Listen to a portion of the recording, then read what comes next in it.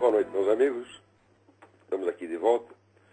Como sempre, começamos invocando a Santíssima Virgem Maria, o Santo Padre Pio de Pietrelcina, para que roguem a Deus que nenhuma injustiça se cometa neste programa.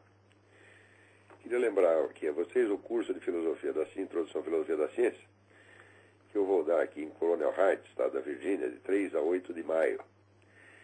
Inscrições pelo telefone 041 9974 4443 com o senhor Eduí. Estão também abertas as inscrições para o curso de inglês para estudantes de filosofia no site www.seminariodefilosofia.org. Este curso é calculado especialmente para facilitar a leitura de textos filosóficos em inglês. Naturalmente, escolhemos textos que são escritos não naquele inglês internacional, inglês de congresso, mas no inglês mais local ou britânico ou americano, que oferece certas dificuldades. Então chamamos para isso a professora Margarita Noyes, que tem uma ampla experiência em ensino de inglês para estrangeiros e que também se notabilizou por haver educado seus próprios filhos na base do homeschooling. Agora estão todos na universidade. Vamos ver aqui. Essa semana tem tantas notícias, até que 80 páginas de notícias. É uma antologia da estupidez humana. Cada notícia é pior que a outra. Reflete o estado geral de demência do mundo. Então, aí no Brasil, esse negócio dos decretos dos direitos humanos, que o Lula passou sorrateiramente durante as festas de Natal e Ano Novo, o que já mostra todo o espírito da coisa. Olha, a única coisa que me surpreende nesse episódio é que as pessoas fiquem surpresas e escandalizadas com isso. Porque, para quem tivesse estudado os documentos internos do PT e, sobretudo, as atas do Foro de São Paulo, tudo isso era previsível. Né? As atas do Foro de São Paulo já estão indo aí para o 19º ano. Né? E os documentos internos do PT circulam aí há quase 3 décadas. Quem quer que tenha lido este material compreende que isso estava no programa, para ser realizado naturalmente com a lentidão característica da nova estratégia do movimento comunista mundial. Que assim, quando não consegue fazer as coisas todas de uma vez, vai fazendo de pouquinho, disfarçadamente, né? Esperando que o adversário se canse e desista ou esqueça do problema. Porque a grande ilusão desse pessoal da direita é achar que quando eles venceram uma batalha, acabou a guerra. Sempre assim. Quer dizer, não existe resistência sistemática e contínua ao avanço do comunismo na América Latina. Não, existe apenas, vamos dizer, reações esporádicas e de curta duração, mas são mais assim caprichos e esperneios do que uma reação. Por exemplo, essa coisa dos militares, né, que ameaçaram pedir demissão junto com o Nelson Jobim. E, bom, o fato de as Forças Armadas precisarem se esconder atrás de um Nelson Jobim já é um estado calamitoso, porque foi ele que tomou a iniciativa de ameaçar a demissão, e daí os comandantes militares foram atrás. O que mostra, então, que estão, por assim dizer, a reboque do Nelson Jobim.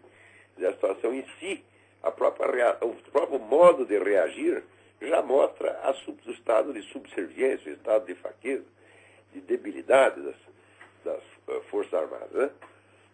Agora, quando vem este decreto aí dos direitos humanos,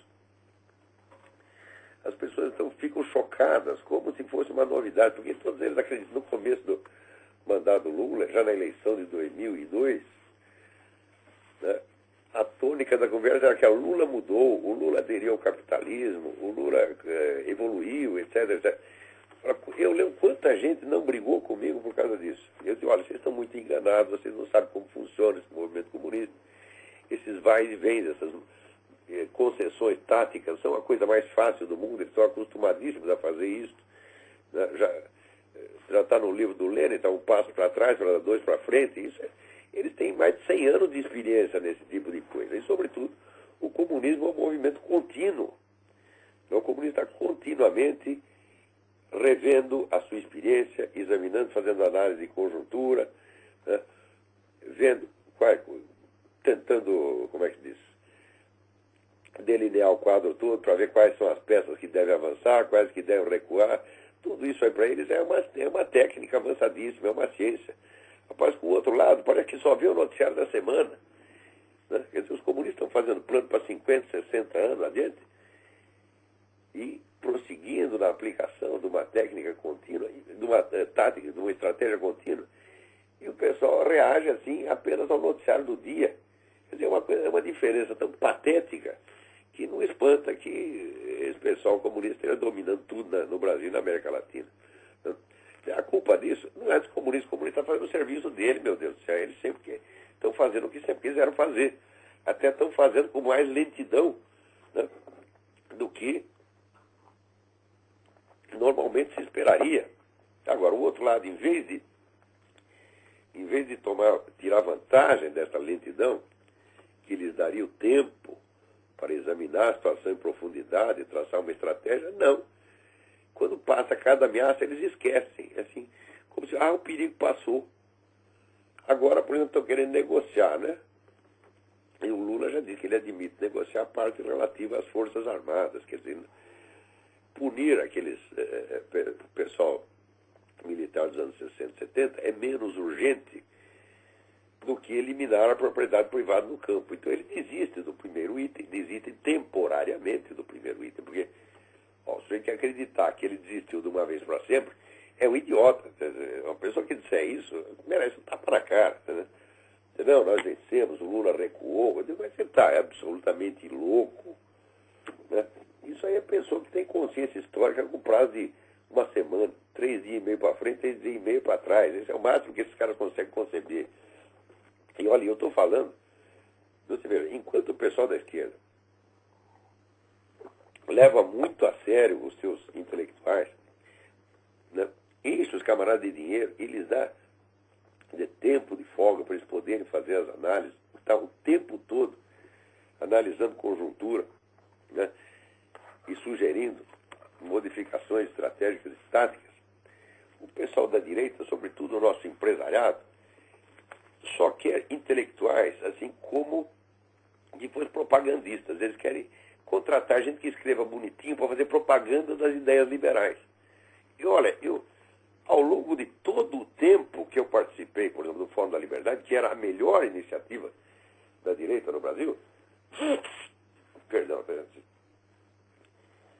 aqui os camaradas obrigam você a tomar a vacina da gripe para garantir que você vai ter gripe, entendeu? É para não falhar. Né? Então,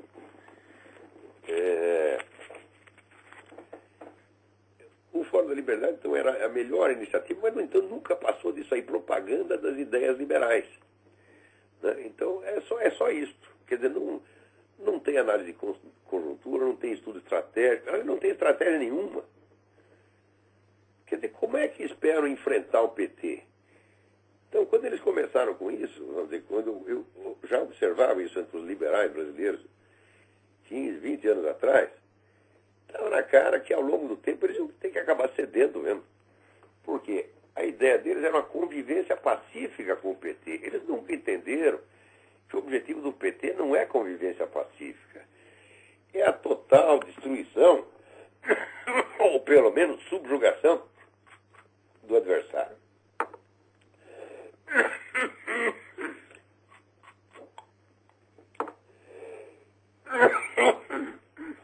O PT sempre teve por objetivo uma mudança estrutural do Estado brasileiro que excluísse da política toda oposição possível ao projeto comunista da América Latina.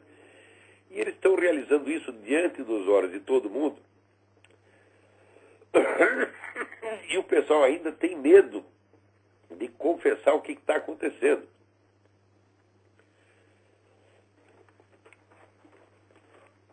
Então, quer dizer, com tanta covardia intelectual, aonde que esperam chegar? Como é que podem concorrer com o adversário que já está dominando todo um continente?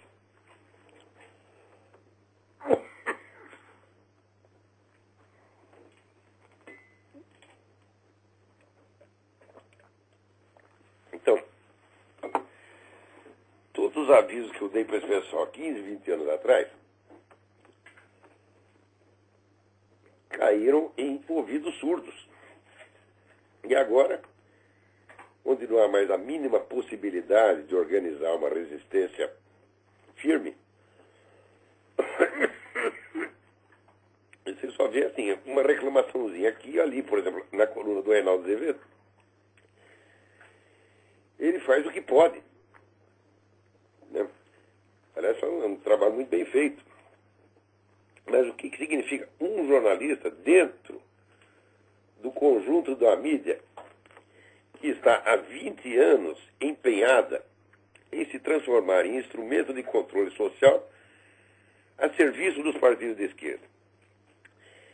Eu estive mencionando brevemente a vocês aqui a chamada estratégia da espiral do silêncio. A espiral do silêncio é uma técnica concebida já nos anos 70 que vai muito além de tudo o que se pode entender por desinformação. Desinformação é você trabalhar uma determinada informação falsa para obter um objetivo tático de curto prazo. A espiral do silêncio, já para funcionar a longuíssimo prazo,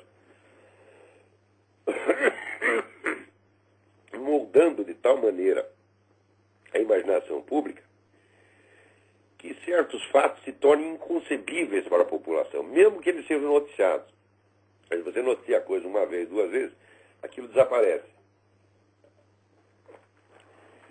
Então, existe um cálculo muito bem feito entre de proporção entre o que você noticia e o que você continua noticiando.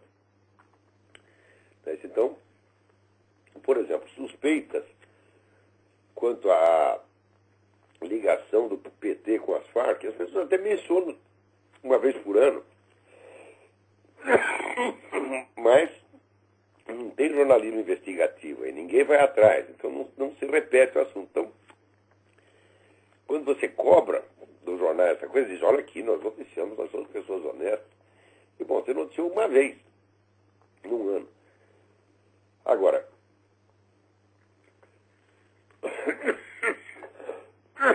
o tom geral de todas as investigações de corrupção foi sempre poupar o Lula. Então, por isso que o Lula está com 80 nisso aqui de confiabilidade.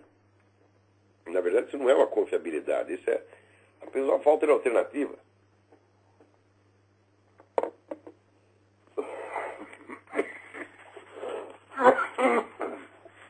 E além de não haver lideranças que possam concorrer, poucas lideranças que tem, não são promovidas 1% daquilo que é o Lula. Então, a longo prazo, a situação está absolutamente sob controle e o instrumento de controle é precisamente a mídia. Quando essa política de esquerda, por exemplo, se volta contra a própria mídia, tentando estrangular e controlar, é claro que existe uma reclamaçãozinha aqui ou ali, mas no fundo eles já concordaram com isso. Tanto concordaram que você vê que quando surge uma controvérsia como essa de punir ou não punir os famosos torturadores dos anos 60 e 70, a posição geral da intelectualidade, dos formadores de opinião, é a favor de punir, porque o argumento é sempre assim. Eu li artigos do Hélio Schwartzman e do aquele cineasta, o Silvio Tendler, né? Que é um sujeito pelo qual tem um desprezo pessoal ilimitado, cada conduta dele num episódio que eu assisti, que não vem ao caso agora. O argumento dos dois é o seguinte: não, por um lado, o pessoal da esquerda estava reagindo contra o regime político, ao passo que o pessoal militar e policial estava agindo como agentes, na posição de agentes do Estado, então tinha uma certa responsabilidade sobre a segurança dos seus prisioneiros, e não podiam cometer ilegalidade. Então, esse argumento é baseado na ideia, na concepção da guerra assimétrica. Consiste em atribuir o peso de todos os deveres legais e morais ao adversário e a si próprio todos os direitos e todas as facilidades. Quando você vai examinar com direito, você vê que esse pessoal terrorista tinha tribunais, eles julgavam as pessoas e condenavam à morte, inclusive seus próprios militantes. O Reinaldo Azevedo acabou de dar uma lista de 10 aqui, camaradas que foram condenados à morte pelos tribunais revolucionários. Ora, se o sujeito constitui um tribunal revolucionário, julga e condena as pessoas à morte, ele também está agindo como agente do Estado. Então a responsabilidade dele é exatamente a mesma. Também, sem contar o fato de que alguns desses eram não apenas formalmente, vamos dizer, não apenas estruturalmente, mas oficialmente agentes do Estado estrangeiro, que é Cuba. O Zé Dirceu era um membro do Serviço Secreto Militar cubano. Então era um agente do Estado cubano. E esses outros que estavam no Brasil eram agentes do Estado que eles mesmos estavam constituindo. E que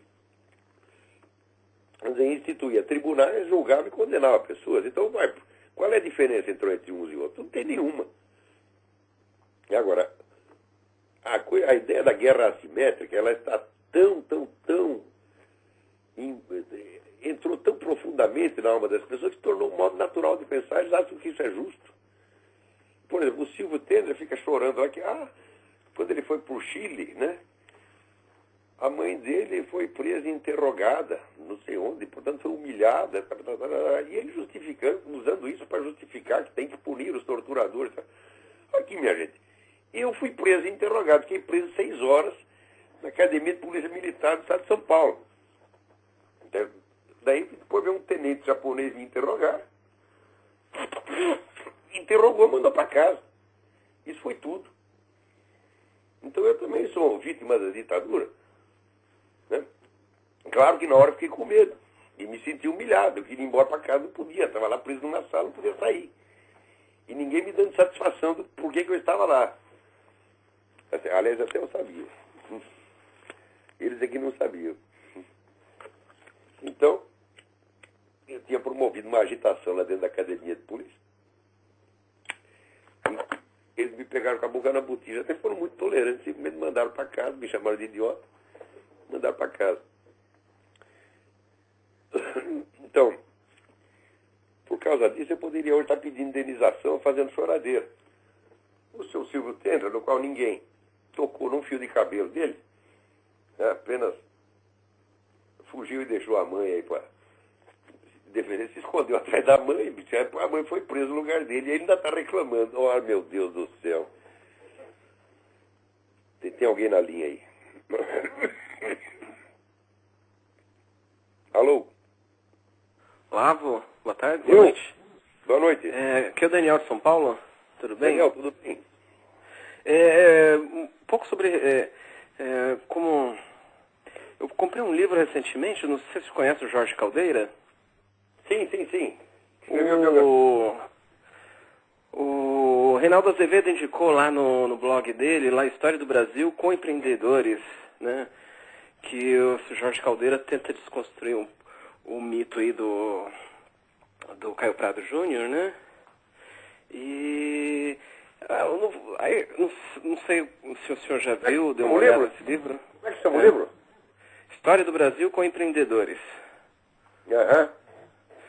E no fundo a argumentação dele é que não tem nada de marxismo, Caio Prado, e que na verdade os principais conceitos dele, né, o latifúndio, o sentido da colonização, na verdade são categorias que ele traz do Oliveira Viana, né, de uma tradição do corporativismo, né? E aí ele tem uma série de passagens onde ele fica fazendo associação do corporativismo e Aristóteles, a teoria de Estado de Aristóteles, né? E eu queria que o senhor pudesse comentar um pouquinho sobre isso, né? O Prado Júnior dizendo que ele não é marxista, isso aí um comunista pode fazer.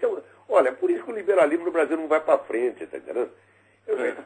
Eu conheço o Jorge Caldeira, até um sujeito inteligente, mas esse pessoal é fraco. O Caio Prado Júnior, por menos que conhecesse marxismo, conhecia mais do que o Jorge Caldeira. Tá certo? E ele teve, vamos dizer, ele usar um ou outro conceito de fora do marxismo, mas você vai acusar ele do pecado de não ser suficientemente marxista? Isso é crítica que um liberal faça, porra. O que é isto? É sempre essa ilusão que o liberal tem de que ele vai dividir o adversário. Eles faz 40 anos que estão tentando isso. Né? quer dizer, tentando se fazer de mais esquerdista do que o comunista, para ver se divide os comunistas. Que estupidez! Eu não quero nem saber desse livro, eu não quero mais ouvir essa conversa. Eu já estou com 62 anos, meu saco já estourou, já costurei várias vezes, tá entendendo? Né? Já fiz uma prótese aqui, coloquei um saco de borracha para poder estender, tá, né? E não aguento mais, eu não aguento mais liberal brasileiro. É pessoal fraco, molenga, fraco intelectualmente, fraco moralmente, tá certo? É a gente que não merece 2 minutos de atenção. E são culpados do Brasil ter chegado nesse ponto. São culpados porque eu os avisei de tudo, com 20 anos de antecedência. Avisei, tracei o caminho, o que era para fazer, não quiseram ouvir porque são orgulhosos, imbecis. No Brasil, qualquer sujeito que tem um pouquinho de dinheiro no bolso, que ele herdou do pai, acha que sabe tudo. Não tem respeito pelo conhecimento. Agora, quer intelectuais para escrever o que ele manda. Empresário no Brasil contrata intelectual para escrever o que ele manda. Não tinha um sujeito que me ofereceu dinheiro para escrever em favor do PFL, pô, que eu mandei enfiar no cu? Hã? Eles gostam de intelectual do aluguel. Eles gostam assim, de menininho que faz propaganda liberal. Agora, quando vai fazer uma análise séria, científica, para salvar a vida dos filhos da puta, tá certo? Eles não gostam. Você está entendendo? É como o sujeito que vai no médico, diz: aqui, doutor, vim aqui para o senhor me prescrever tal e tal remédio. Né? Daí o médico diz: mas meu amigo, nem examinou o senhor, não interessa, eu que estou pagando. É essa a mentalidade do empresariado brasileiro, é essa a mentalidade dos liberais. Por isso tá entendendo? Esse pessoal não é sério, o pessoal liberal brasileiro não é sério. Mas o que me incomodou no livro foi essa associação que ele faz de Aristóteles com o corporativismo, essa tradição. Claro que alguém lá em cima de Aristóteles, pô, sabe aquele negócio? Nessutor ultra crepidam, não vá o sapateiro além da chinela.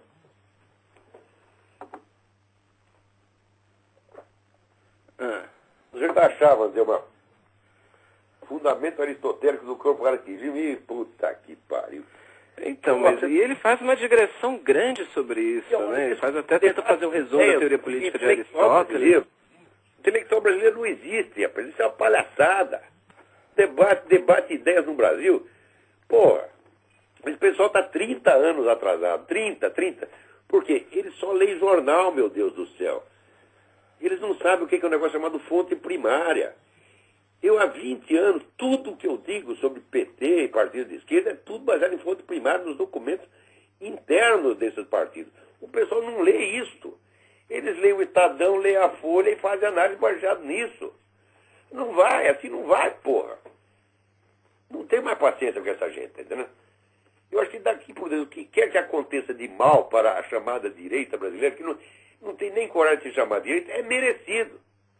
É merecido querer ajudar esses camaradas, que nem querer ajudar um suicídio. O cara está tentando se jogar de cima do prédio, você vai lá segurar o cara, ele vai pular e vai te levar junto, porra. Então, vocês querem perder a briga? Percam, tá certo?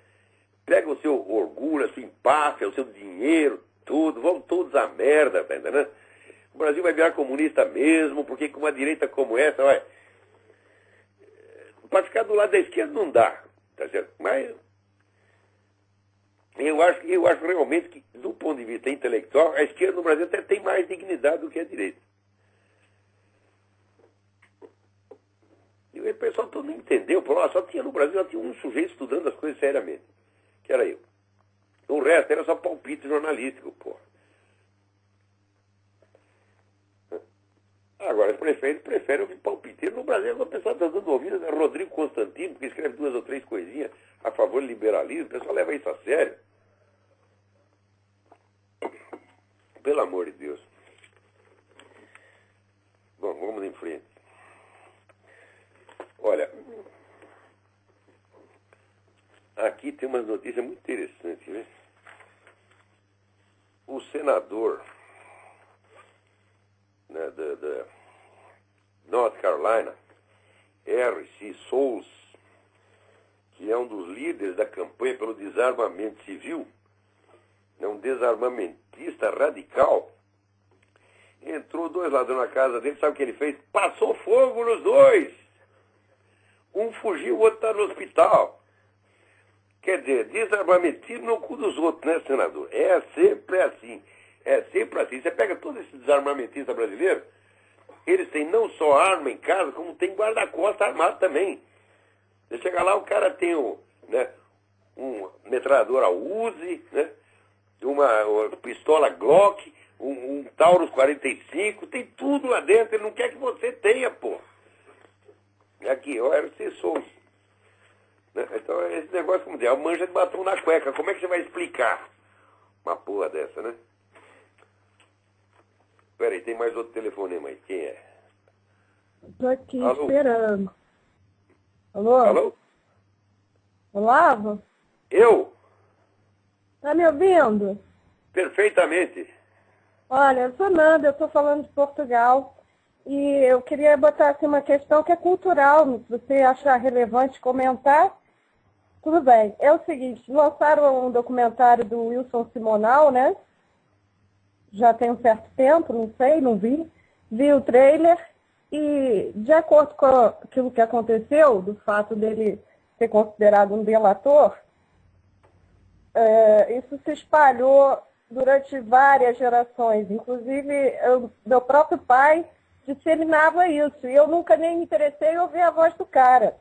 Sei que ele era um cara, assim, pronto, que agitava as massas e tal.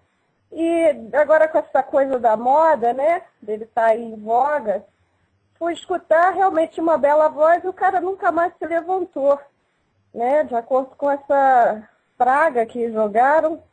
E queria saber um pouco de... Se ele delatou terrorista, fez ele muito bem. Cumpriu o seu dever. Você está entendendo? Agora, se depois a polícia abusou das suas prerrogativas, certo? E cometeu crimes contra o cara, isso é outro problema. Tá certo? Ele não é responsável pelo que a polícia faz, mas delatar terroristas é obrigação moral de todo cidadão brasileiro. Ele fez o que tinha que fazer. Tá certo? Agora, no Brasil isso é pecado.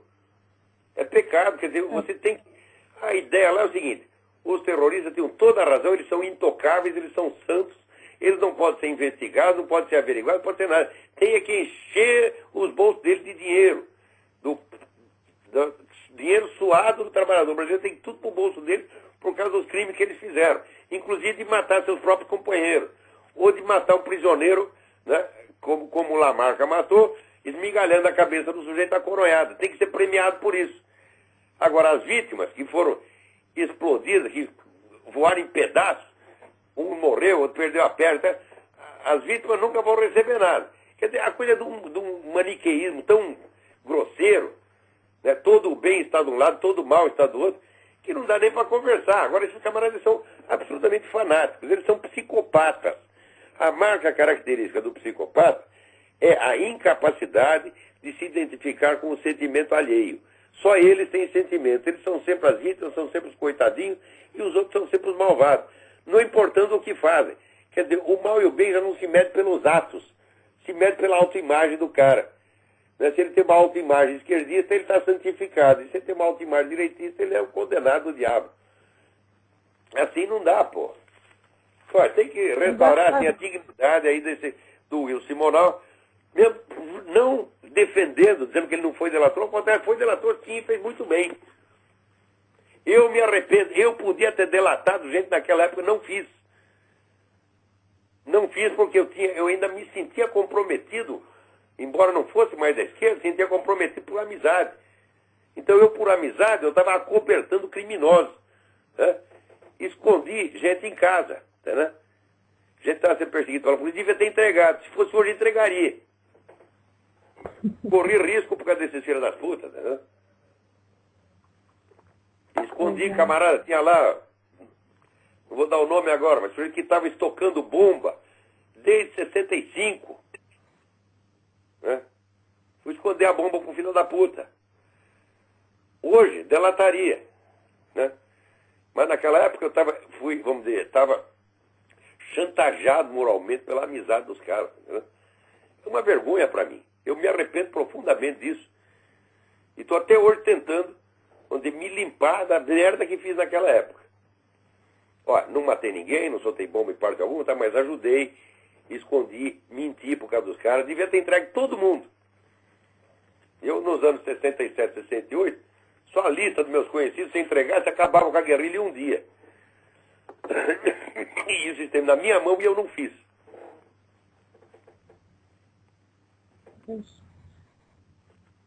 Mas agora... Então, obrigado pela colaboração aí. Muito bem. Agora aqui, o UNEF dele publica uma lista dos principais ataques ao cristianismo, mas fala só dos ataques ao cristianismo só fiz aqui nos Estados Unidos, que é como esse decreto dos crimes de ódio, etc, etc, etc. Ora, de fato, a situação aqui para os cristãos não está muito boa, mas quando você vê a coisa pelo mundo, olha aqui, chegou o relatório do Vaticano, só de missionários católicos morreram 30 no ano passado. Agora, aqui está ataque à igreja copta no Egito. Mas se você for ver, pastor protestante, missionário protestante, vou somar tudo, dá umas 100 pessoas por ano. Mas isso eu não estou falando dos fiéis. Estou falando só dos pastores e missionários, pastores e missionários. Vai dar 100 por ano. Fiéis, então a coisa vai para 2.000, 3.000. Quer dizer, está aberta a temporada de caça ao cristianismo. Ao mesmo tempo, veja, vocês que adoram tanto as religiões não cristãs, veja aqui. O jornal Telegraph de Londres informa que os sacrifícios humanos estão na moda agora em Uganda. Estão dando um crescimento. Eles estão cada vez procurando mais gente. Eles gostam tudo de pegar os albinos, já que os albinos são amaldiçoados. Né? Então vai lá, faz o sacrifício. É exatamente como faziam os astecas e incas. Né? E tem gente que acha isso lindo. E diz, não, são manifestações culturais. Né? É cultural caralho, pô. Que é isso? Quando é que vão tolerar uma coisa dessa? Não viram esse caso do menino aí que botaram 40 agulhas lá no corpo dele? O mundo inteiro, no mundo inteiro, se informa que isso foi feito num ritual de candomblé. No Brasil, não. Eles usam eufemismos. Porque você não pode atacar as religiões afro. Eu digo, oh, meu Deus do céu. Olha, essas religiões afro só fizeram mal para africano. Tá certo? Porque assim, o mais forte pega o mais fraco e o sacrifica. Tá certo? E você vê, aqui nos Estados Unidos, os negros tiveram a inteligência de se converter todo ao cristianismo. E vai ver aqui, 80% dos pastores protestantes é tudo preto. E com isso, eles se promoveram socialmente. Quem foi o grande líder deles? Martin Luther King. Era um pai de santo? Não. Era um pastor protestante.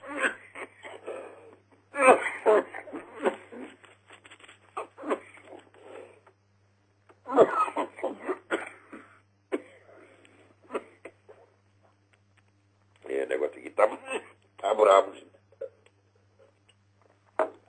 Um minutinho.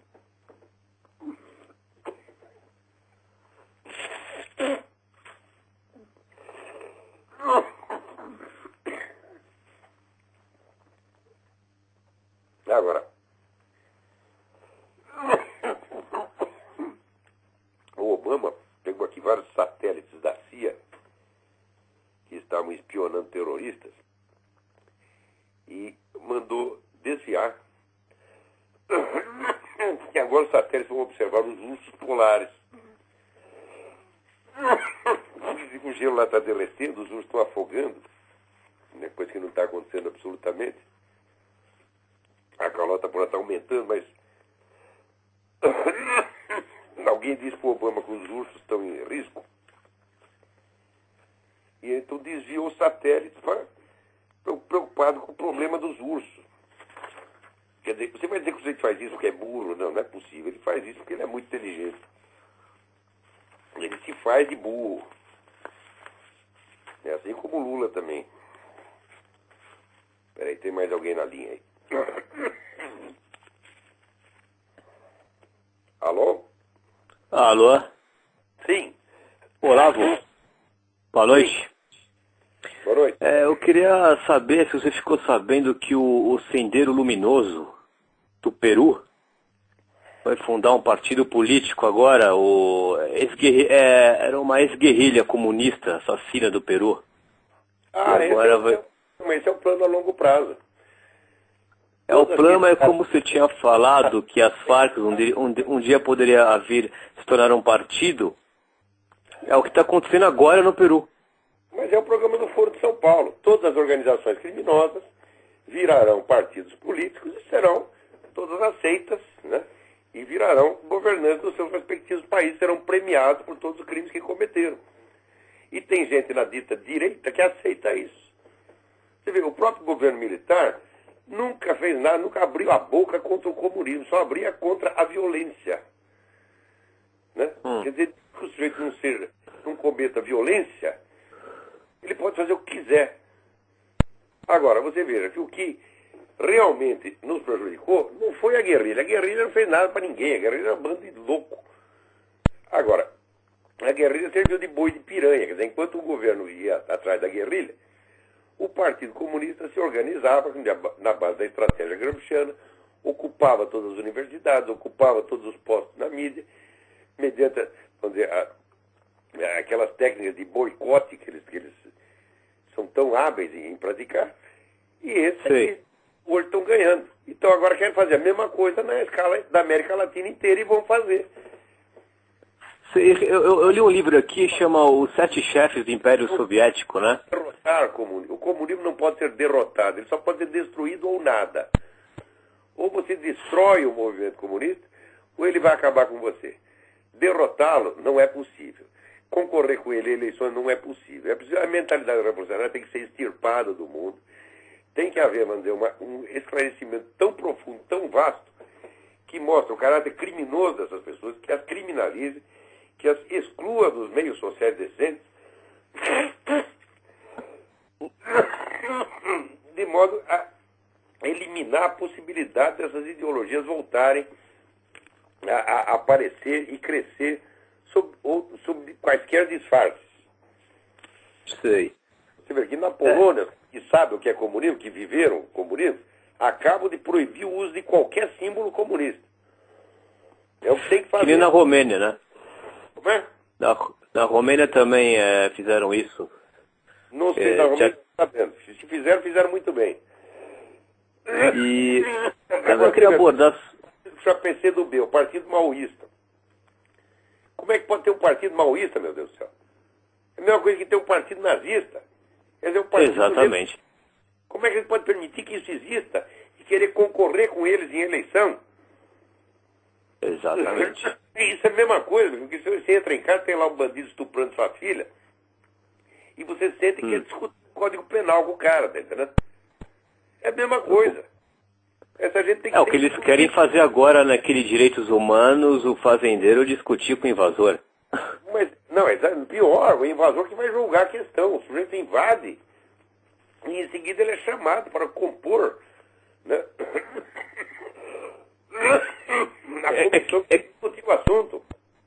É que nem o soviete da ex-União Soviética. E daí você faz uma comissão de raposa para julgar o assunto, porra. E você viu os outros artigos do programa? O tratamento preferencial de bissexual, trans, homo e travesti no serviço público de saúde? Mas é uma injustiça, porque, e os sadomasoquistas não têm direito à representação? E os caras que o sexo bestial, o que gosta de transar com cabrito, com jumenta. Ele já falou, diz que tem saudade do tempo em que os meninos comiam as jumentas. Então eu acho também que aqueles que apreciam sexo com jumenta também têm a sua representação, junto com a digníssima. Isso é, com a jumenta. Isso aqui é uma loucura absurda, assim. Os caras que gostam de comer cocô, por que não vão ter representação no parlamento e nos ministérios? O Vanucci se demonstrou um cara muito louco. Olavo? Loucura, evidentemente. Agora as pessoas estão perdendo o simples fato de haver um movimento político baseado em fantasia sexual, em desejo sexual, é uma coisa louca. Tinha outro artigo que era a legalização da prostituição nos direitos trabalhistas, né? Olha aqui, nós temos que fundar o Partido dos Masturbadores, o Partido dos Sadomasoquistas, o Partido dos Bestiais, o Partido dos Coprófilos. Tem cada preferência sexual, por mais extravagante que seja, tem que estar democraticamente representada. Tá certo? E daí, junto, portanto, com os seus companheiros ou companheiras de cama, vai lá o sujeito, né, na recepção presidencial do ministério, vai ele e o porco espinho, com o qual ele se apaixonou e que é a sua digníssima esposa. Você veja, aquele negócio de casamento gay, meu filho, no tempo do Império Romano existia casamento gay. Né? Calígula mandava capar os rapazinhos para transformá-los em suas noivas. Só que o próprio Calígula que fazia isso, que era imperador, ele sabia que era uma paródia. Agora eles estão pegando essa paródia, sabendo que é paródia, e querendo nos impor como lei. E a gente não percebe que está lidando com um psicopata. Uma coisa é o sujeito ter uma preferência sexual, como todo mundo pode. Olha, tem um cara que gosta de futebol de botão, tá certo? O outro gosta de esportes radicais. Também na fantasia humana não acaba. Você pode gostar de milhões de coisas. Agora, transformar isso em lei, querer impor isso aos outros, isso é coisa de psicopata, evidentemente.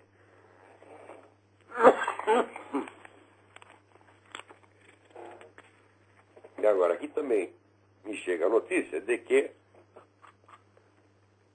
o Ministério Público de Honduras está montando um processo lá contra os militares que diz que expatriaram os Zelaya. Na verdade, não expatriaram coisíssima nenhuma. Eles têm ordem de prender os Zelaya. Chegar na hora, ficar com dó do cara e deixar ele fugir. Ele fugiu porque quis.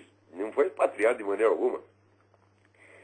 Mas, como a turma da esquerda perdeu no confronto entre os organismos internacionais e o governo de Honduras, e depois perdeu também na eleição, agora eles partiram para o plano B. Qual é o plano B? É a estratégia lenta. No conjunto, eles perderam. Então, agora o que nós vamos fazer? Nós vamos começar a pegar um por um dos nossos inimigos e, no curso de apenas 40 ou 50 anos, acabarão com todos. Que é o que eles fizeram no Brasil. A guerrilha perdeu? Bom, tudo bem. Daí você passa 40 ou 50 anos perseguindo um por um, até destruir todos. Como o outro lado não tem nenhuma organização e nenhuma estratégia contínua, o partido acaba vencendo pela simples continuidade. Aquele que continua batendo sempre acaba ganhando, porra. Mesmo que bata pouquinho, né, você continua batendo um pouquinho. O outro te deu uma porrada e derrubou no chão. Daí você vai lá e começa a dar um soquinho nele. Né, mas não para. Chega um dia o sujeito cai. Então é assim. Eles vão dizer, no confronto direto, esse pessoal comunista nunca foi muito bom, não. Mas nesse negócio de continuidade, de ficar roendo pelas beiradas, eles são magistrais. Agora perderam a briga em Honduras, vão começar a roer pelas beiradas.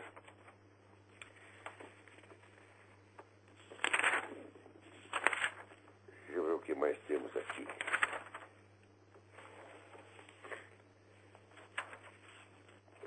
Olha aqui, sai um artigo do Newsmax que eu recomendaria para vocês. O autor é o Arnaud de Boschgrave. Ele diz o seguinte, ele diz que o pessoal está procurando o Al-Qaeda no Afeganistão, mas o Al-Qaeda está no Iêmen. Eu acho que é exatamente por causa disso que eles estão procurando no Afeganistão.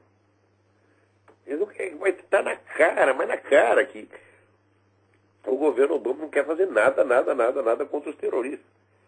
Por exemplo, agora apareceu aqui um relatório de os oficiais de segurança sabiam do sujeito que estava naquele voo, né, com a bomba ali no meio das pernas.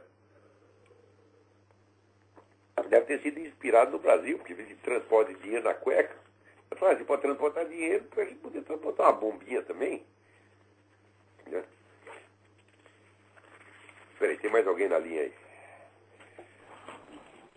Alô, quem é? Alô, boa noite. Boa noite. Olá, tá me ouvindo? Perfeitamente. Quem fala aqui é Marcos, de Porto Alegre. Ouvindo eu não estou falando. Bom, então eu vou te fazer uma pergunta, tá? Bom, eu posso falar pelo menos. Não, é o seguinte, eu acho que o senhor já sabe o que aconteceu ontem no Haiti, né, do terremoto, né? Sim, sim. Sim, bom, o que chega lá de notícias não é nada bom, na verdade. E sempre vem à tona aquela questão do, por que isso aconteceu, essas coisas, né, essas grandes tragédias que levam tantas pessoas à morte e acabam com tantas famílias, tantas vidas e tudo mais, né? E eu estava relembrando esses tempos sobre essas, que muitas vezes também o senhor já falou, sobre aquelas aparições da Virgem Maria, né?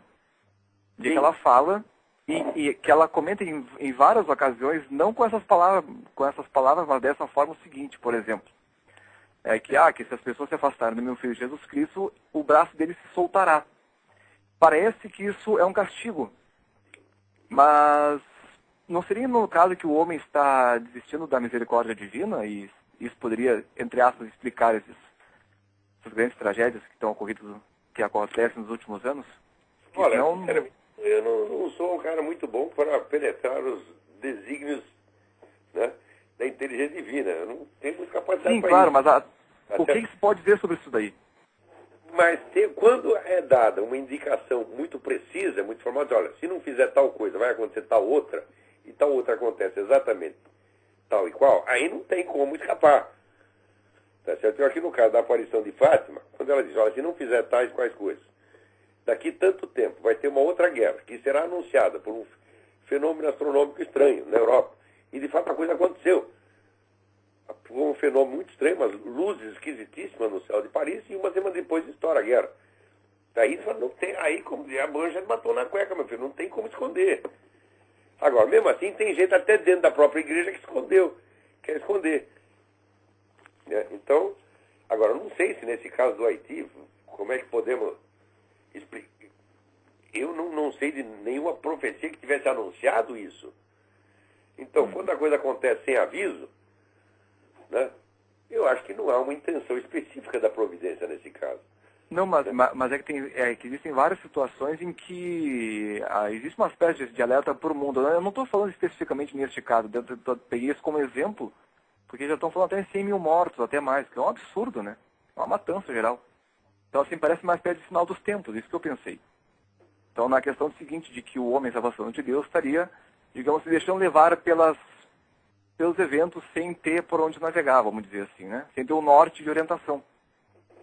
Só que as pessoas veem isso como um castigo e não como uma... Eu acho que o raciocínio ele não está errado. Você pode associar uma coisa com a outra, né? Porém, como houve uma profecia explícita com relação a esse caso, então nós sempre vamos ficar com um ponto de interrogação na cabeça. Né? Mas nos casos em que houve profecia, e eles são muitos, não tem como negar. Tá certo, então. Obrigado. Tá bom, Deus te abençoe. Um abraço. Tchau, tchau. Tem mais alguém na linha, vamos lá. Alô? Alô, é Nilson? Alô, é Nilson? Oi, Nilson. Tudo bem? É do Rio. Eu queria fazer uma pergunta análoga à questão do tabagismo. Eu queria saber se o controle da alimentação para evitar o excesso de gordura corporal também não faz diferença para a saúde humana. Olha, na verdade é o seguinte, você já ouviu falar de um treco chamado Códex Alimentários? Que vai uniformizar a alimentação no mundo inteiro?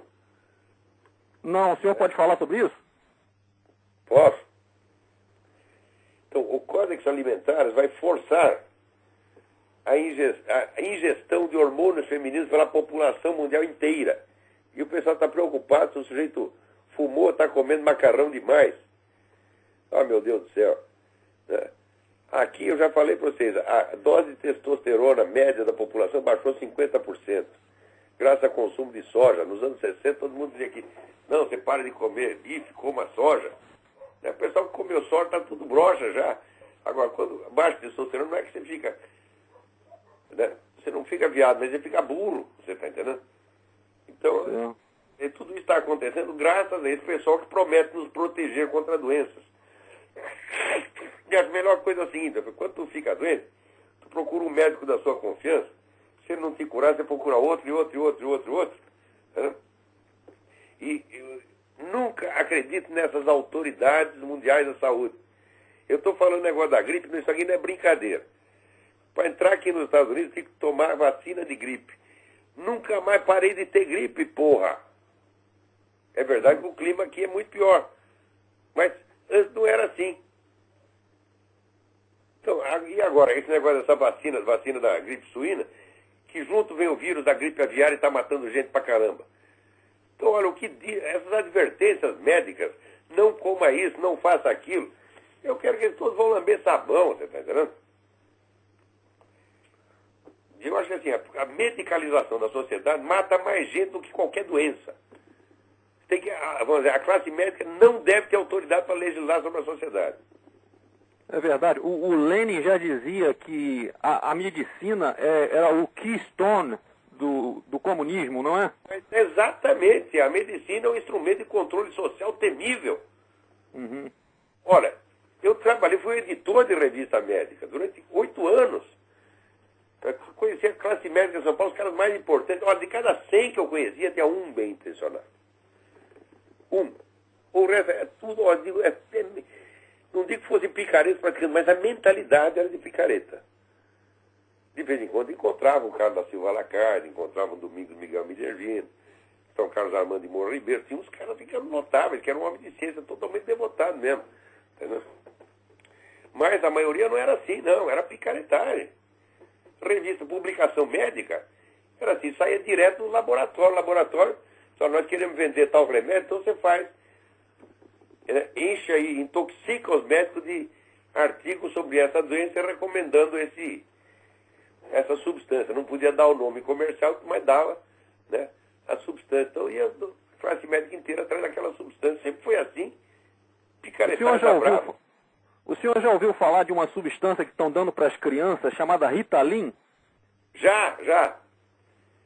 É para hiperatividade, segundo dizem. Isso aí faz um mal desgraçado. É. Aqui, se você for ver o dano que os remédios que eles chamam aqui prescription, né, que é o remédio que tem que ter a assinatura do médico, estão matando mais gente do que as drogas, porra. É verdade. Tem que tomar cuidado. Olha, médico é um profissional como qualquer outro. O médico não é o enviado do senhor que você tem que confiar nele. Você tem que consultar 2, 3, 4, 5, 10 médicos. Entendeu? E usar a sua cabeça. Quem tem que decidir o seu tratamento é você, de acordo com os dados que eles lhe derem. Olha, em São Paulo aconteceu uma vez de eu fui fazer lá um check-up, e deu que eu estava com um problema cardíaco, precisava operar no dia seguinte. Saí correndo para o hospital, né? Daí os caras fizeram os exames e tal, não tem nada. Não tinha nada. É um negócio incrível. Outra vez eu tive o único problema sério de saúde mesmo que eu tive foi pedra na vesícula. A pior dor do mundo. Eu estava num trem e deu um ataque da pedra na vesícula. Os caras queriam me levar para o pronto-socorro para me operar do coração. Eu falei, vocês não vão fazer isso, vocês vão me matar. E eu tive que assinar um papel dispensando os caras da responsabilidade, porque eu tinha certeza que não era infarto aquele negócio. Agora a pessoa, se for lá no pronto-socorro, abre meu coração, ela é pronto. O que é isso, porra? Tem que tomar cuidado com essas coisas. Agora, médico gosta de assustar as pessoas. Não faz tal coisa que você vai morrer. Ah, meu Deus do céu. O que é isso? O senhor eu não sei se o senhor sabe que o Michael Savage, ele já disse uma vez no programa dele que 99% dos casos de autismo são manipulação, não existem. Eu também acho isso. Tem criança solitária, não se comunica durante um tempo, de repente liga e começa a falar, porra. Eu vi um dos meus filhos, não vou dizer como. Até os 4 anos não falava uma palavra, não se relacionava com ninguém. De repente começou a falar que não parou mais, porra. Para compensar, minha primeira filha começou a falar com 7 meses e não parou até hoje também. Né? Então, é isso aí. Olha, agora aqui, antes de acabar, tem que... Você veja, os democratas aqui estão com medo de perder a próxima eleição. Então, o que eles vão fazer? Vão mudar a regra do jogo. E inventaram o registro eleitoral universal. Significa o seguinte, eles pegam todos os órgãos do governo, pega o Social Security, né, os hospitais, a polícia, pega, todo mundo que tem ficha aí, vocês emitem título de eleitor. Eles vão espalhar título de eleitor para todo mundo, inclusive imigrante ilegal. Ora, aqui o voto não é obrigatório. Tá certo? Então, porque o pessoal inclusive tem preguiça de tirar o título de eleitor. Então vota quem quer. Agora, isso aí, se der voto para todos os imigrantes ilegais, todos vão votar no democrata. Então eles estão inventando um jeito, estão copiando a fórmula petista. Tá? Eles querem chegar no poder para nunca mais sair de lá, pô. Não através da concorrência leal, mas precisamente da concorrência desleal. Então é isso, eu acho que o nosso tempo acabou. Né? Vocês desculpem as tossidas e as fungadas, mas é o que eu pude fazer para o momento. Então até a semana que vem. Muito obrigado.